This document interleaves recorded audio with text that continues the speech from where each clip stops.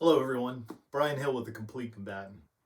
I've been doing a series of performance goals or factors or things that we need to think about as we come to the line.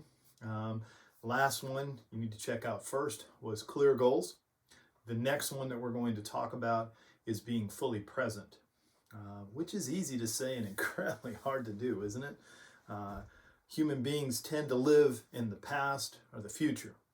So if we're living in the past, we're saying, I don't want to repeat the problems that I had before, or you're reliving those problems. If you live in the future, you're worried about the outcome, and therefore you're really sabotaging yourself. The problem with all that is we need to be fully present. We need to be in the eternal now, paying attention.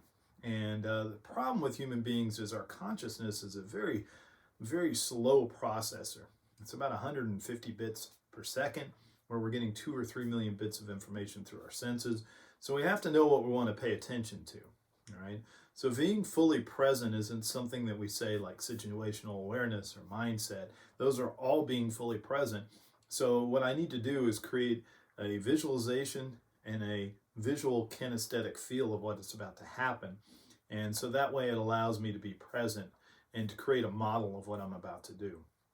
Then there's no worry about the past or the future. There simply is execution.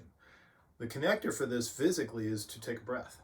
All right, a good cleansing breath allows you to do that, and then you're fully present. You visualize what you're about to see and feel. You know that both are important.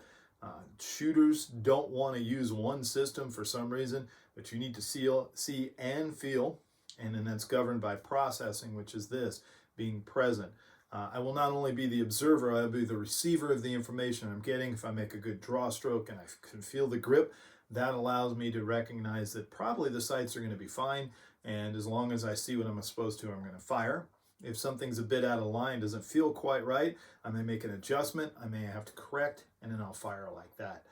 So I'm paying attention, and we're interesting because if you're fully involved, you can make changes that feel like they're outside of the ability of the time flow that you usually recognize. Have an odd sense of control because we're really paying attention to how it feels, paying attention to what we see, and then we're allowing ourselves to be the moderator, the receiver of the information, instead of having an in-depth conversation with ourselves why we don't suck. And it's something to think about. It's really hard, but you need to be present. There's going to be quite a bit of struggle for this when you step to the line, and you have to start trusting yourself to do the right thing. If we recognize that even a series of mistakes are educational and to our benefit and necessary, we have to make the mistakes. What better place to do than in our training to make the mistakes and receive the information from it, know that it's not only probable, but it's possible for us to make that mistake, and therefore that we can improve ourselves. Okay? You should be doing that. I stopped training as soon as I'm no longer able to maintain that presentness. Now that changes from day to day. Some days I get up, I feel good, I'm very curious about what I'm doing, I'm fully engaged, and my training may last 45 minutes or an hour. Some days it lasts 5 minutes. Okay, so the thing that moderates my training is how much I pay attention. If I stop paying attention, I try to reset myself, get back in the present. If I find my mind floating away, then I evaluate whether I should keep training or not.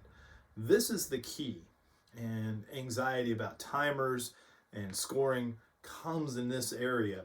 And if you're fully present and you're going to do each action as the process and feel it and see it and modify it if it needs to, you'll have really good scores at the end of the day.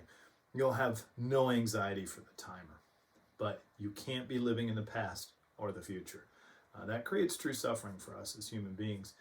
Because neither one can be changed. All right? But the present is what we have control over, and we need to be fully present for it.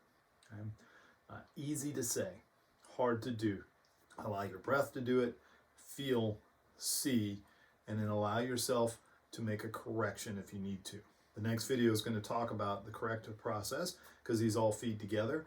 But from the neuroscience aspect, this is going to allow the brain to engage in a very dominant way as you're doing your exercises instead of worrying and talking to yourself and doing the other things. All right, guys, I hope that helps you, and I look forward to seeing you in class. I'm Brian Hill with The Complete Combatant, and as always, measure, refine, and perform.